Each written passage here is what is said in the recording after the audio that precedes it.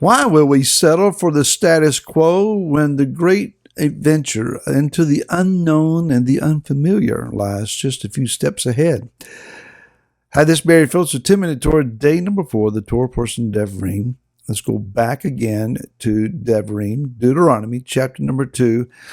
I'll look again at some verses we shared yesterday, beginning with verse 1, which says, "Then we turned and set out into the wilderness, the way of the Sea of Reeds, as Yahweh spoke to me, and we went round," notice the location here, Mount Seir, many days. And Yahweh spoke to me, saying, "You've gone around this mountain long enough, turn northward."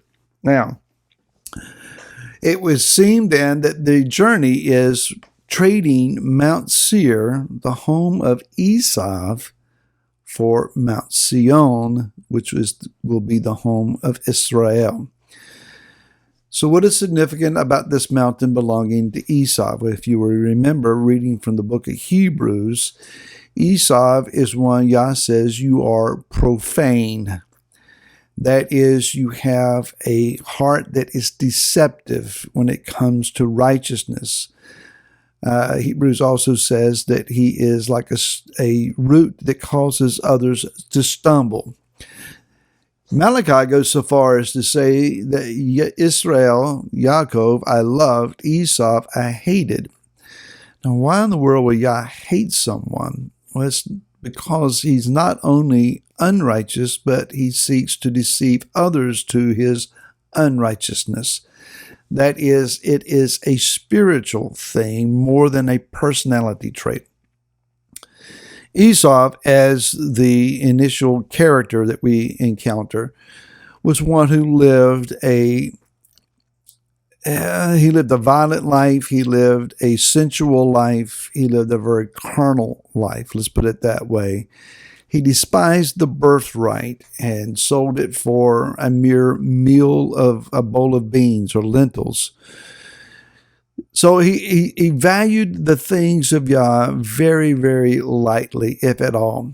His mindset should have been, if we read correctly, I'll repent when it's necessary. When it comes time for the blessing, I'll say my prayers, I'll do my rituals, I'll repent, and I'll still get the blessing. It didn't turn out that way. There is a status quo where we can arrive at and walk in, and the symbolism here is that they did so for 38 years, walking in a big circle of that which is carnal, that which is temporal, that which is earthly and fleshly. And Yah says, you've been here long enough. We've gone through this enough. It's time to move on.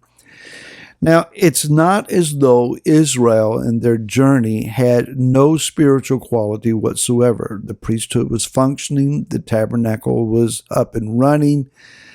Moshe was teaching the Torah. Water was still coming from the rock. Manna was on the ground. The pillar of fire and a cloud was with them on a daily basis. They were the covenant people of Yah. The previous generation, the initial generation coming out of Mitzrayim, was dying off one by one as the judgment and wrath of Yah was upon that generation. But there was a rising generation that says, we will rise up and we will take the land. Now, why then leave the mountain? If there's daily food and water, daily provision and shelter with the cloud, if the temple is here with us, why not just continue doing what we need to do and what we have been doing? One of the reasons that we don't want to move on from where we are is because we don't want to lose the revelation that we may have gained at this place. At this, not necessarily physical place, but spiritual location. Yah's people have frequently wanted to build shrines and temples and cathedrals over a place where they believe that a significant spiritual event is taking place. Consider Abraham. He encountered Yah at Shechem, at Bethel, at Hebron, at Mount Moriah. Yet he had to move on from those places. He would dwell there for a season and then he would move on, because the command was, arise and walk through the breadth and the width of the land, and every place that your feet walks and trods, I will give you it as a possession.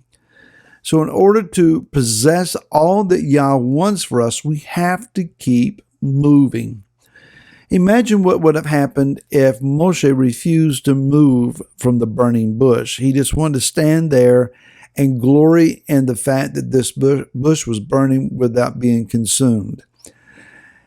Israel would have never been delivered from Mitzrayim. Imagine what would have happened if, after David had slain Goliath, that he stood there and built a monument to this great victory. He had a statue of himself slinging a stone. It could have been a fascinating place, but then he would have never proceeded to the throne. When Yeshua took Shimon Kepha, Yaakov, and Yochanan, Peter, James, and John, up to the mount with him and was transfigured, Kepha said, let me build a hut here, one for you, one for Moshe, one for Eliyahu. I want to build a place for you. Now, it could have been argued very easily that they were experiencing at the time of Sukkot. That's possible. But he wanted to build a habitation for the revelation. Where revivals have broken out the world over, we want to think, well, it's something about the location. And there may be some significance to the location, but it's not the physical spot. It's the heart of the people that are hungering and yearning after Yah that causes revival to break out. So just like Noah had to leave the ark, and was probably glad to do so with the smell of those animals after a year, we got to move on. We got to keep going. And so regardless of what spiritual encounter you may have had at whatever location and however that has been for you, again, it's not the physical spot. It's the heart that you have in that location that begins to bring about the revelation of Yah's presence. And so we need to move along. We need to, like sheep, keep grazing and keep moving. Another thing that says that we need to move is that we need to have a change of mind. As our spiritual walk develops, as we mature in Messiah, our mind begins to shift, to change, to mature, to open up and understand things at a greater level. I heard an interesting fact a number of years ago that kind of raised my eyebrows a little bit, and that is that someone's brain does not finish growing until they're in their early 20s, around 21 or so. That might explain a lot of things, but I'll leave that just right there where that's at. But as the brain needs to continue to grow, so then does the heart and the mind. The function of understanding, the grasp and perspective of Yah's heart and His will, it needs to expand. We come to Him with all of our preconceived filters, those things that we have learned over a lifetime of experience and culture and environment and all of these things. We protect ourselves. We have some learned behaviors. And then we have those things that we've gained that really are not necessarily foundationally true. They still function as a filter. And as Yah is trying to speak to us, lead us, guide us, guard us, push us along to the fuller revelation of Him at Mount Tzyion, we like that familiar trek around that mountain that we've always been at. But we need to have a change of mind. If we don't have this willingness to open our heart and our mind to Him and allow the Spirit of Yah, the Ruach HaKodesh, to teach us His ways, then our generation will fail, but perhaps like Israel, the second rising generation will rise up and take our place instead. Many years ago, a couple decades ago, when Yah encountered me in my backyard and told me that it was time to leave my pastorate, He said, do not recreate what you come out of. Don't fall back into those previous mindsets.